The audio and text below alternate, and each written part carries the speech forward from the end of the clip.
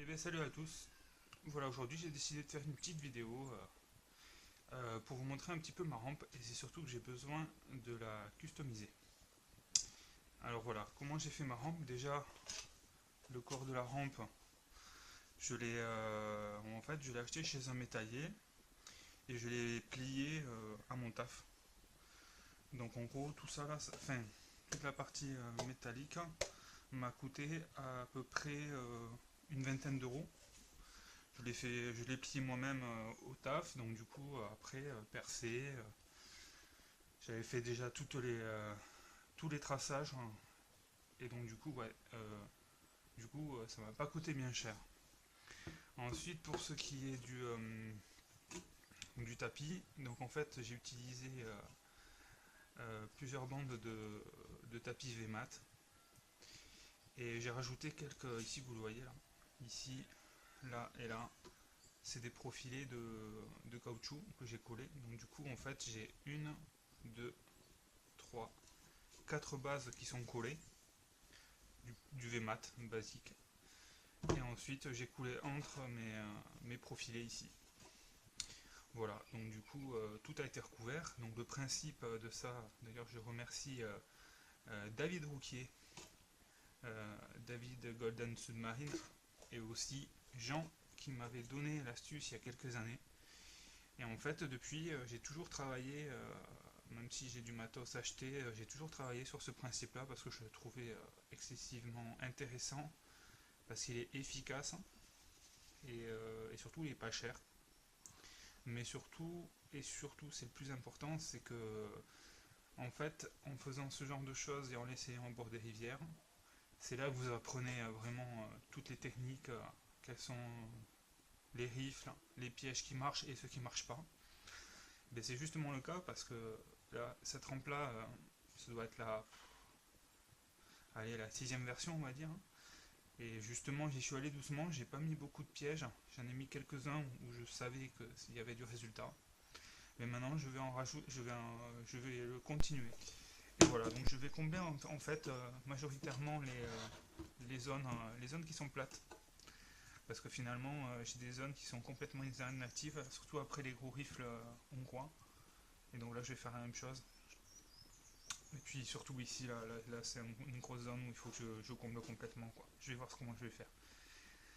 Allez, ben, je prépare tout. Je vais commencer, donc là j'ai du VMAT, hein. J'en ai un rouleau, donc ça le rouleau, très facile à trouver. On en trouve dans la plupart des magasins de bricolage.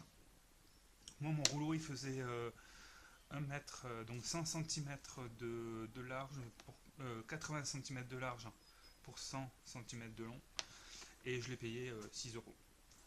Donc ouais, on voit des fois des choses assez spéciales dans certains magasins. Voilà, j'ai découpé mes morceaux, donc voilà, c'est deux patrons. Normalement, ils rentrent à peu près, mais j'ajusterai au besoin. Donc on a dit qu'on allait en rajouter ici, ici, ici et juste là. Donc la première chose à faire, c'est de découper. Alors moi je pars toujours sur une base de 2 ou 3. Voilà. Alors je fais tout au ciseau.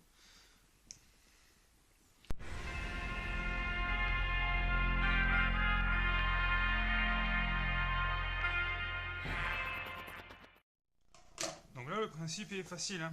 Vous avez votre base qui est comme ça. D'accord. Si vous voulez rajouter une épaisseur, vous collez comme ceci. Donc vous faites rentrer dans les rainures ici. Et si vous voulez rajouter de la hauteur, et bien vous continuez, vous collez par-dessus. Voilà. Et vous faites comme ça vos riffs. Donc vous pouvez jouer sur la longueur, puis vous pouvez monter autant que vous voulez. Faire des escaliers, faire droit, ça c'est vraiment à votre convenance. D'ailleurs je pense qu'ici là, on va pas s'embêter. Je vais vous montrer. Par exemple je vais en mettre un comme ça. Donc là il est un peu grand. On va ajuster. Hop. Voilà. Hop. Et ensuite je vais tout simplement faire même chose. Donc chaque fois je prends ici, je vois à peu près combien il faut que je coupe. Il faut y aller doucement, hein. Pas peine de couper trop court. Voilà. Et là on aura un nouveau piège. Voilà. Sachant que la règle, elle n'est pas compliquée. Il faut varier au maximum les pièges. Et que ce soit le plus irrégulier possible.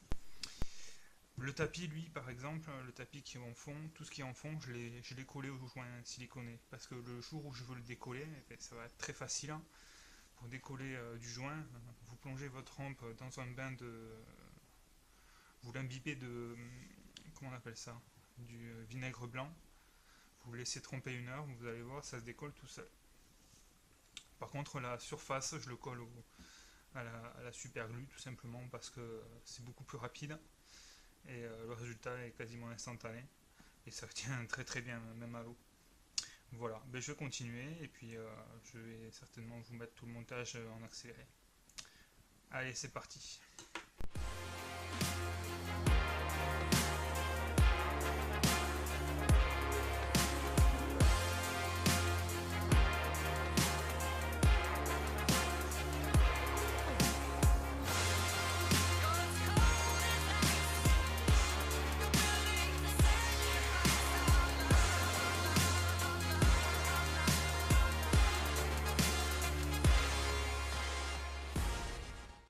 Voilà, j'ai fait quelques petits repositionnements mineurs, mais en gros, voilà, j'ai tout placé.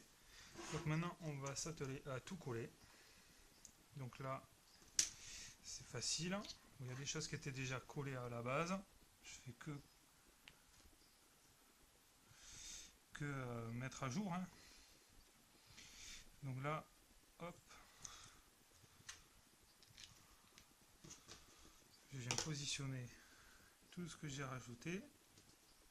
Donc là, on a le temps hein, quand même. C'est pas non plus. Voilà, je le positionne correctement. Dès que c'est posé, on appuie. On essaie de répartir toute la force sur toute la longueur. Et voilà. Donc ça, ensuite il y a ça. Donc on va le positionner ici. Volontairement, je fais exprès de laisser un petit peu de marge entre les tapis pour éviter, enfin entre les laits, pour justement éviter que les graviers se coincent. Vous voyez par exemple ici, là, j'ai déjà utilisé, ça se coince facilement. Donc du coup, j'espace un maximum, ça permet aussi de faciliter le nettoyage. Hop. Donc là c'est facile, on prend cette rainure.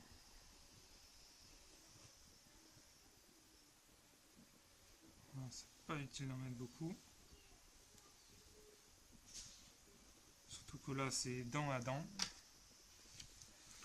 Et quand c'est dent à dent, ça colle super bien. C'est très rapide. Voilà. Ensuite, celui-là il est bon. Là, c'est celui-là.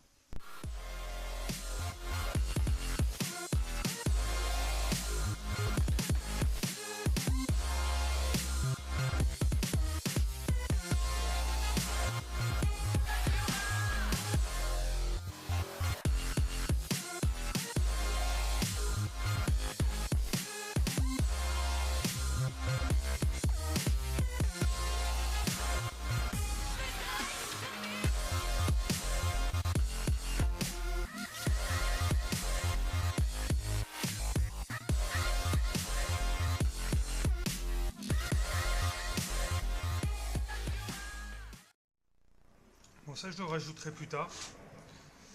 Tout simplement parce que j'ai plus de colle. Mais voilà, j'ai fait quand même l'essentiel du travail. Il me restera à rajouter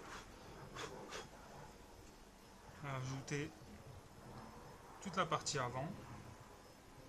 Donc ici, là, juste pour combler. Et bon, voilà, déjà, au niveau régularité, pas dire que ce soit vraiment régulier, et c'est parfait comme ça. Et donc voilà, ben, sur ce, et ben, je vais vous laisser, en espérant que ça vous aura un petit peu aidé à entrevoir de nouvelles choses. Et puis surtout, il ne faut pas hésiter à tester, à essayer des nouvelles choses, hein. Voilà, de faire des choses qui sont un peu différentes et surtout intelligentes. Voilà, ben, sur ce, je vous laisse. À bientôt. Ciao.